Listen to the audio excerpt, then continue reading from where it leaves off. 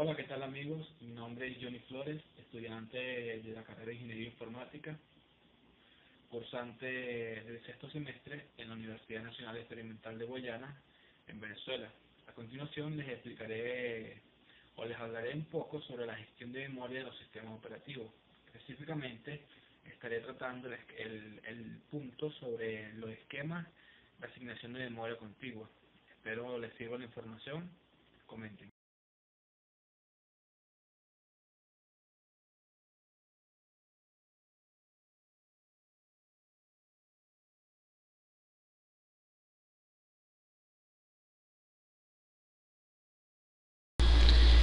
El gestor de memoria es la parte del sistema operativo encargada de administrar la memoria principal. Todo gestor de memoria debe cumplir con las siguientes funciones u objetivos. Primero, debe llevar un registro de las partes de memoria que están siendo utilizadas y de aquellas que no. Debe asignar espacio en memoria a los procesos cuando estos la necesiten o cuando se vaya a ejecutar un proceso nuevo. Debe liberar espacio de memoria asignada a procesos que ya han terminado su ejecución. También proporcionar protección entre los procesos y permitir que los procesos compartan memoria. Para cumplir el requisito de protección entre los procesos, el sistema operativo debe crear espacios lógicos independientes y disjuntos para los procesos. Sin embargo, en ciertas situaciones, bajo la supervisión y control del sistema operativo, puede ser provechoso que los procesos puedan compartir memoria. Esto es, la posibilidad de que direcciones lógicas de dos o más procesos, posiblemente distintas entre sí, se correspondan con la misma dirección física. Nótese que la posibilidad de que dos o más procesos compartan una zona de memoria implica que el sistema de gestión de memoria debe permitir que la memoria asignada a un proceso no sea contigua. También el gestor de memoria debe maximizar el rendimiento del sistema y, por último, proporcionar a los procesos mapas de memoria muy grandes. Antes de tocar el punto de los esquemas de memoria basados en asignación contigua, es importante tener claro los siguientes conceptos. La fragmentación. ¿Qué es eso? La fragmentación es el desaprovechamiento de la memoria, y esta se puede dar de dos tipos, interna y externa. La fragmentación interna se produce cuando la memoria se divide en particiones de tamaño fijo. Es la diferencia de tamaño que hay entre la partición y el proceso albergado en ella. Por ejemplo, tenemos una partición de 100 kilobytes y un proceso de 90 kilobytes. Si el proceso se carga en esa partición, se produce una fragmentación interna de 10 kilobytes, que es lo que sobra. Ahora bien, la fragmentación externa se produce cuando la memoria se divide en particiones de tamaño variable. Es el desaprovechamiento de espacio entre particiones. Por ejemplo, supongamos dos particiones de memoria no contiguas que tienen un tamaño de 20 kilobytes cada una. Si queremos cargar un proceso de 30 kilobytes, se produce una fragmentación externa de 40 kilobytes. El proceso no se puede cargar en memoria a pesar de que hay espacio libre suficiente, porque el sitio disponible para albergarlo no está contiguo. Muy bien, hemos llegado al punto principal de esta exposición: los esquemas de memoria basados en asignación contigua. Pues bien, estos esquemas básicamente se basan en la asignación a cada proceso de una zona contigua o continua de memoria para que en ella resida o se almacene el mapa de memoria de dicho proceso. Ahora bien, según el modo en que esté particionada la memoria, este esquema se clasifica en dos tipos: la gestión contigua, basada en particiones dinámicas, y la basada en particiones estáticas. Empezaré explicando en qué consiste la primera. La gestión continua, basada en particiones dinámicas, consiste en que cada vez que se genera un proceso, el sistema operativo busca un hueco en memoria de tamaño suficiente para almacenar el mapa de memoria del proceso en cuestión. El sistema operativo creará en ese hueco el mapa inicial del proceso y establecerá una función que traduzca las direcciones que genera el programa a ejecutar y así éstas correspondan a la zona asignada. Vemos en la gráfica que el sistema operativo maneja una lista de huecos ordenados por direcciones.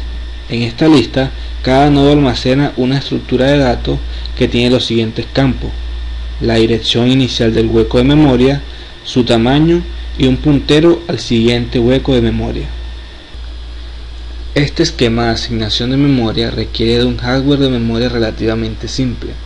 Generalmente el procesador tendrá dos registros valla, los cuales son el registro límite y el registro base. Cabe destacar que únicamente son accesibles en modo privilegiado. Estos registros sirven para que el sistema operativo gestione cada una de las direcciones que genera un programa. La función que realiza el sistema operativo con estos registros son las siguientes. Con el registro límite, el procesador comprueba que cada dirección generada por el programa no es mayor que el valor almacenado en este registro. En caso de serlo, se genera una excepción. Con el registro base, si se comprueba que la dirección generada no rebasa el límite permitido, el procesador le sumará el valor de este registro, obteniéndose con ello la dirección de memoria física resultante.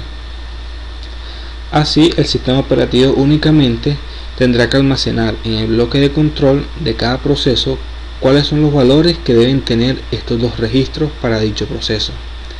Observe que este par de valores son los que definen la función de traducción que corresponden al proceso y que evidentemente su almacenamiento consume un espacio poco de memoria. Cuando se produzca un cambio de proceso, el sistema operativo deberá cargar los registros valla del procesador con los valores correspondientes al proceso que se va a activar.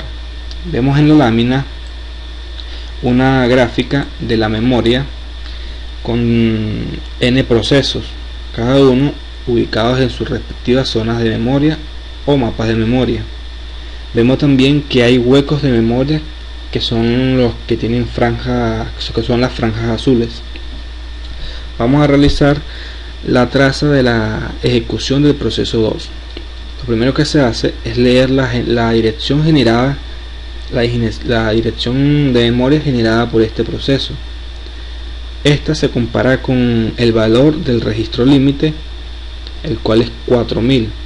Vemos que no rebasa este valor, por lo tanto se le suma el valor 21000 que está almacenado en el registro base y se tiene como resultado la dirección real en memoria, la cual es 22500. Si nos damos cuenta, el registro base es la dirección inicial de la zona de memoria asignada al proceso 2 y el registro límite es el espacio de memoria que tiene esa zona asignada a ese proceso. Es por ello que si la dirección generada por el programa a ejecutar rebasa el valor del registro límite, se ocasiona una excepción, ya que se estaría haciendo un desbordamiento de memoria. Muy bien, voy a explicar la parte negativa que tiene esta estrategia de asignación. A medida que se van ejecutando distintos procesos, van quedando fragmentos en la memoria que, dado su pequeño tamaño, no podrían ser asignados a ningún proceso. Esto genera fragmentación externa, lo que conlleva a una mala utilización de la memoria por la progresiva fragmentación del espacio de almacenamiento, además de un uso ineficiente del procesador debido a la compactación para contrarrestar la fragmentación externa.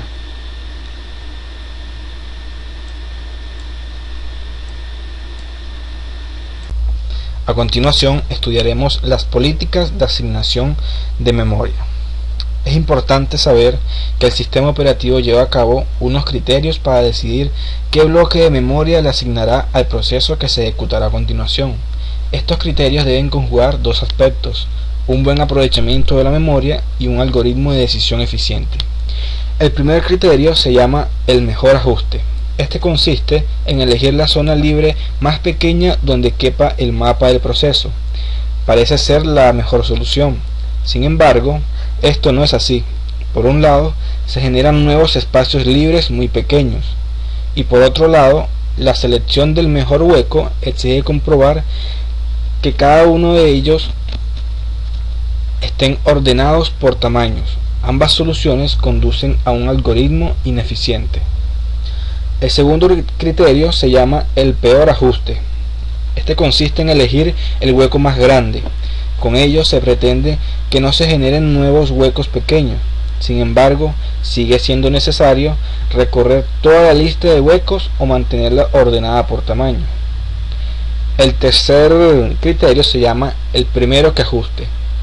Aunque pueda parecer sorprendente, este suele ser la mejor decisión o criterio que puede tomar, por el que se puede guiar el sistema operativo.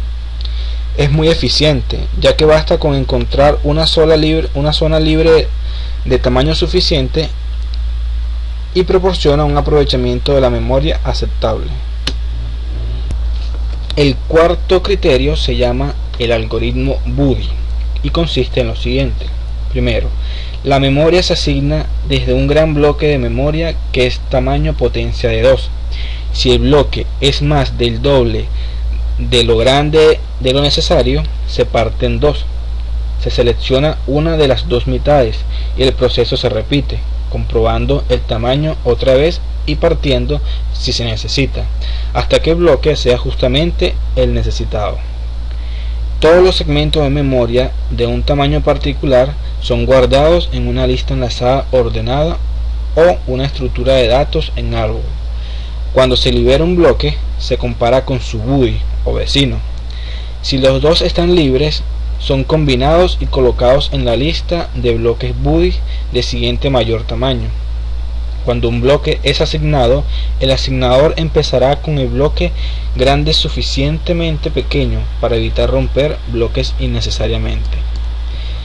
La mejor estructura de datos para implementar este esquema de partición es un árbol binario, donde los nodos hoja representan la partición actual de la memoria. Si dos colegas buddies están en nodos hojas, entonces al menos uno de ellos está asignado. En otro caso, se liberaría para que quedara solo el nodo padre de ambos, o sea, se unirían en un bloque mayor. Es importante resaltar que el Buddy System tiene mucha relación con la matemática, ya que los bloques de memoria disponibles son de tamaño 2 a la k, para valores de k tales que L sea menor o igual que k y k sea menor o igual que u, donde 2 a la L es el tamaño de bloque más pequeño asignable y 2 a la u es el tamaño de bloque más grande asignable. Generalmente 2 a la u es el tamaño de memoria completa disponible para la asignación o gestión. A continuación les explicaré un poco este algoritmo de Buddy System mediante el siguiente ejercicio. Tenemos una zona de memoria disponible de 1 mega y tenemos un proceso que requiere un hueco de memoria de 100K. Como ya sabemos, 1 mega equivale a 1024K. Como no se cumple la condición que vemos a continuación, la que está en el cuadro rojo, entonces el bloque es dividido en dos pedazos iguales.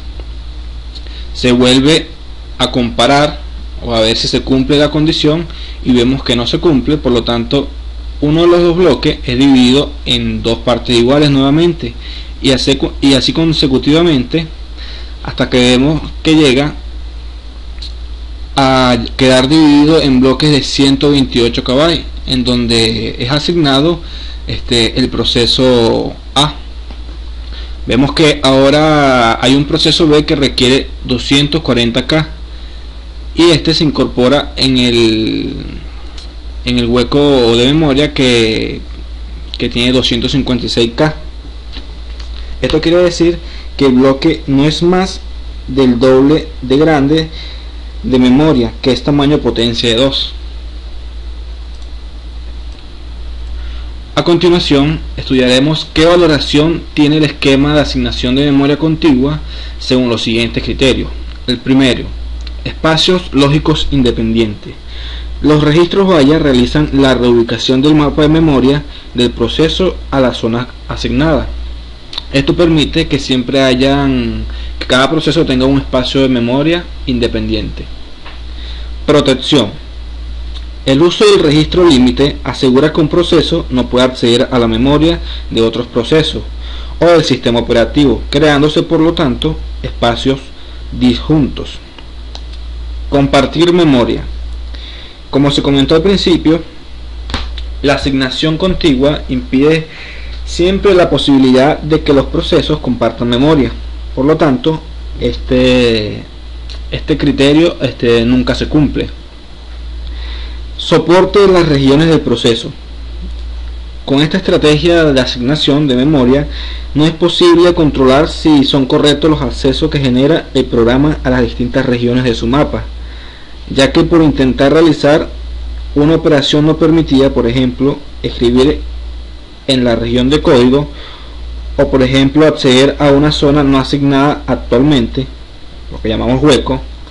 Asimismo, tampoco es posible evitar que las zonas del mapa que no estén asignadas en un determinado momento no consuman memoria. Hay que reservar desde el principio toda la memoria que pueda llegar a necesitar el proceso durante su ejecución, lo cual conduce a un mal aprovechamiento de la memoria. El siguiente criterio es maximizar el rendimiento. Este tipo de asignación no proporciona un buen aprovechamiento de la memoria porque presenta fragmentación externa, lo que tampoco sirve de base para construir un esquema de memoria virtual. Y por último, mapas de memoria grandes para los procesos. Este esquema no posibilita el uso de mapas grandes, ya que quedan limitados por el tamaño de la memoria física.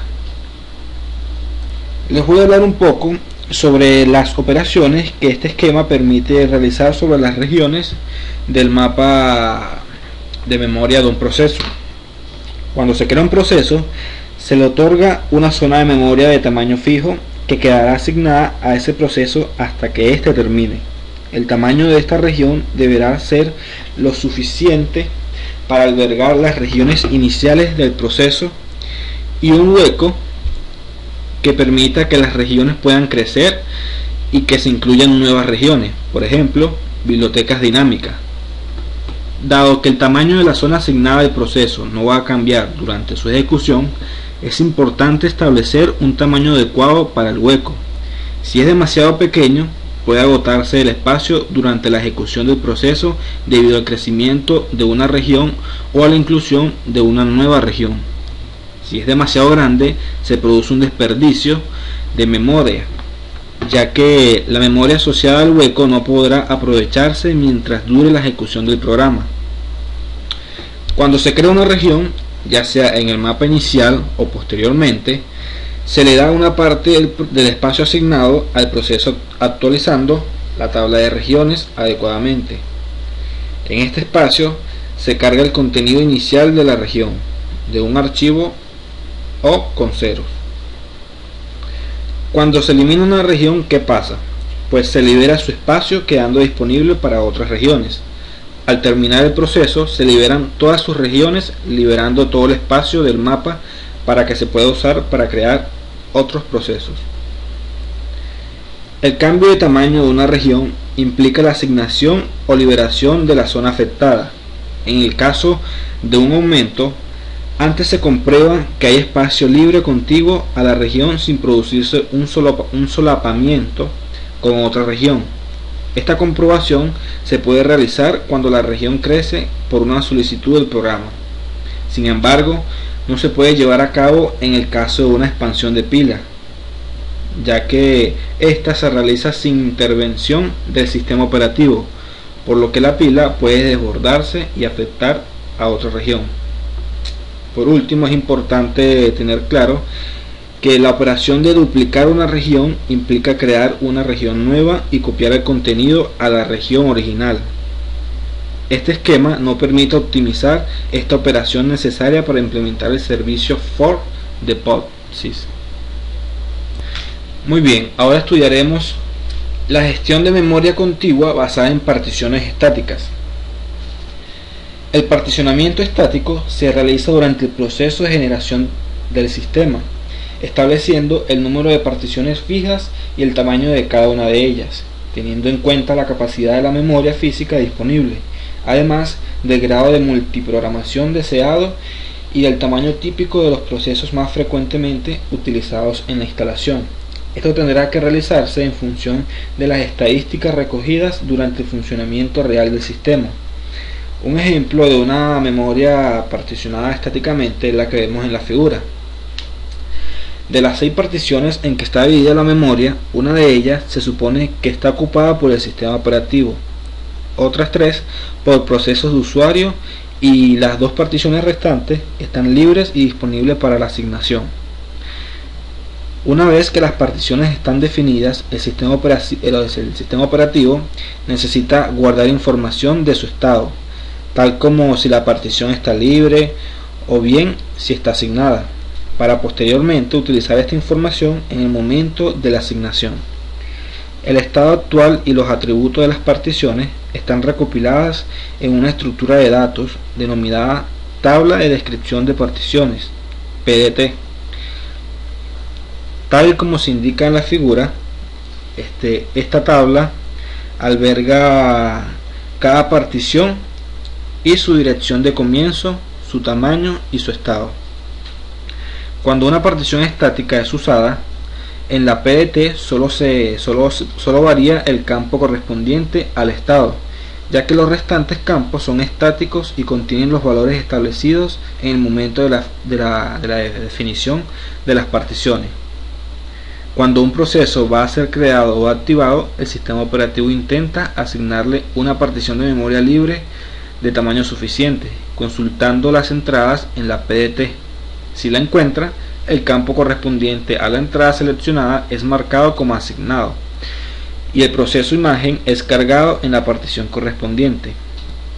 El formato descrito para la PDT no proporciona ninguna indicación de cuál es el proceso que está ocupando dicha partición. Por lo tanto, la identidad de la partición asignada debe ser establecida en el bloque de control de proceso, el PCB. Así, cuando el proceso termina o bien es descargado dinámicamente, este término dinámicamente será estudiado más adelante. Bueno, una vez que pasa esto, la información del bloque de control de proceso es utilizada para localizar la partición correspondiente y actualizar la PDT, cambiando su estado de asignada a libre. Con objeto de implementar estas ideas básicas, necesitamos solucionar 2 problemas. El primero, estrategia a utilizar para la asignación de una partición. ¿Y qué ocurre cuando no hay ninguna partición adecuada disponible para ser asignada? Con respecto al primer punto, las estrategias a utilizar para la asignación de una partición se fundamentan en los siguientes criterios. La primera en adaptarse y la que mejor se adapte. El primer criterio consiste en asignar la primera partición libre suficientemente grande para contener el proceso que está siendo creado. El segundo criterio consiste en asignar la partición libre más pequeña capaz de satisfacer los requerimientos del proceso. Así, cuando se va a decidir entre estos 2 métodos, se debe hacer una elección entre velocidad de ejecución y utilización de la memoria. Ambos métodos es importante que exploren la PDT para identificar una partición libre de tamaño adecuado. El primer método termina en el momento en que encuentra la primera partición que cumple con los requerimientos, y el segundo método debe analizar las entradas de la PDT para identificar cuál es la que mejor se ajusta.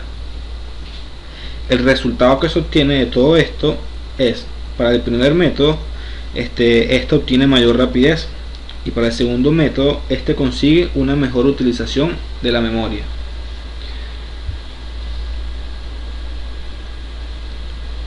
Como ejemplo de ejercicio, vamos a trabajar con estas 2 estrategias de asignación de particiones, Considerando la PDT que vemos en pantalla, queremos crear un proceso de 70 KB y la situación de la PDT es la expresada anteriormente. El primer método le asignaría a la partición 1 y se produciría una fragmentación interna de 230 KB que no podrán ser utilizadas hasta que el proceso termine o bien sea descargado dinámicamente. El segundo método tendría que analizar algunas entradas más de la PDT y asignaría la partición 5, resultando una fragmentación interna de 30 KB que no podrán ser utilizadas. Si el número de particiones fijas es pequeño, la diferencia en tiempo de ejecución entre los dos métodos no será significativo. En general, la demanda de particiones debe proceder de dos fuentes principales: la creación de nuevos procesos y la reactivación de procesos que anteriormente fueron descargados dinámicamente.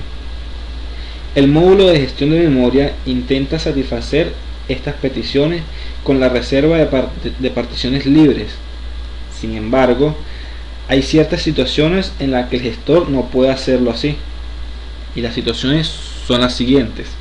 La primera: ninguna partición es suficientemente grande para contener el proceso entrante. La segunda: todas las particiones están asignadas. Y por último, algunas particiones están libres, pero ninguna de ellas es lo suficientemente grande para contener el proceso entrante. Si el proceso que va a ser creado es demasiado grande para encajar en cualquiera de las particiones del sistema, se emitirá un mensaje de error. Esta situación es básicamente un error de diseño que puede ser remediado volviendo a definir las particiones de una manera más adecuada. La otra opción es reducir los requerimientos de memoria por parte del programa, codificándolo de nuevo o también utilizando la técnica de superposición.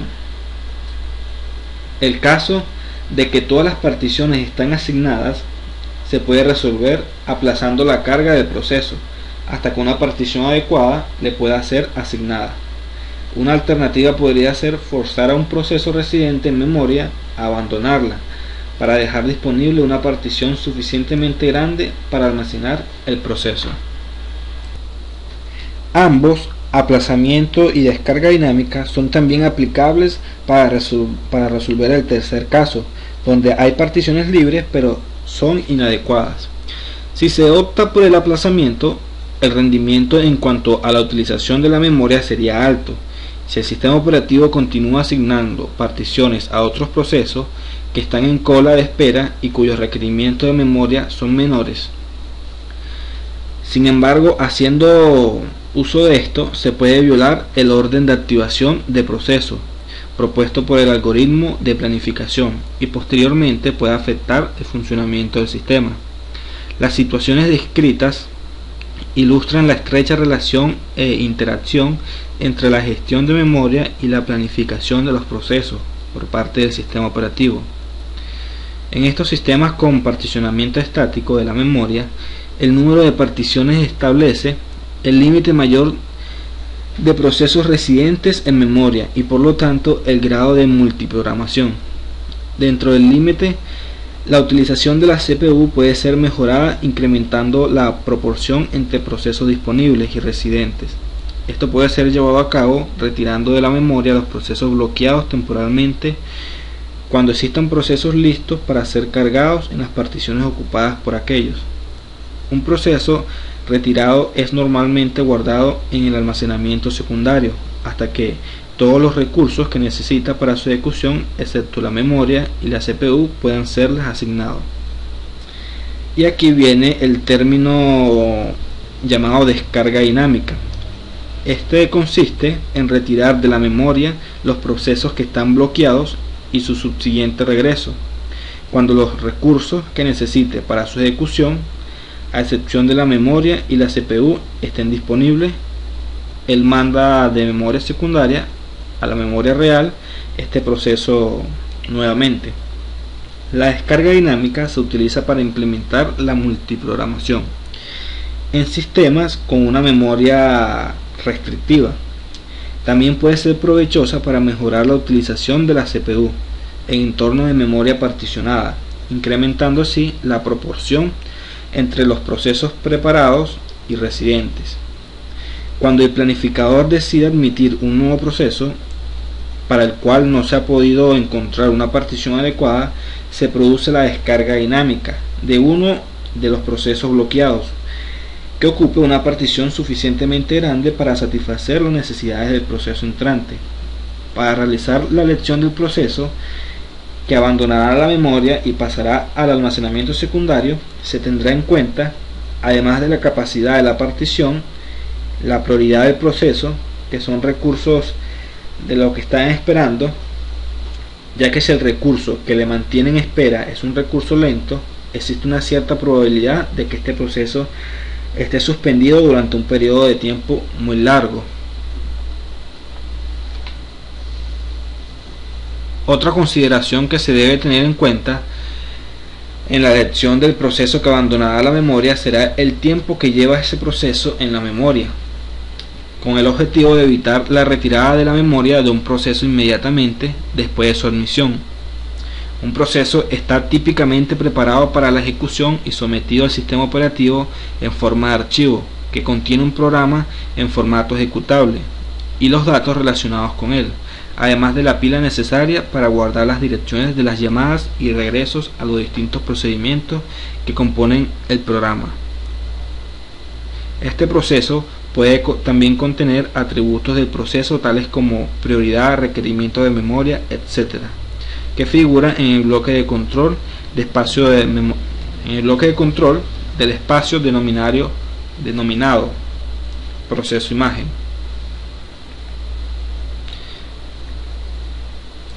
Pues bien, he llegado al final del video y les agradezco la atención brindada y espero que la información que he compartido pues les haya servido. Igualmente les invito a ver los capítulos realizados con relación a la gestión de memoria realizados por mis compañeros de grupo. Les invito a que los vean y comenten. Gracias, hasta la próxima.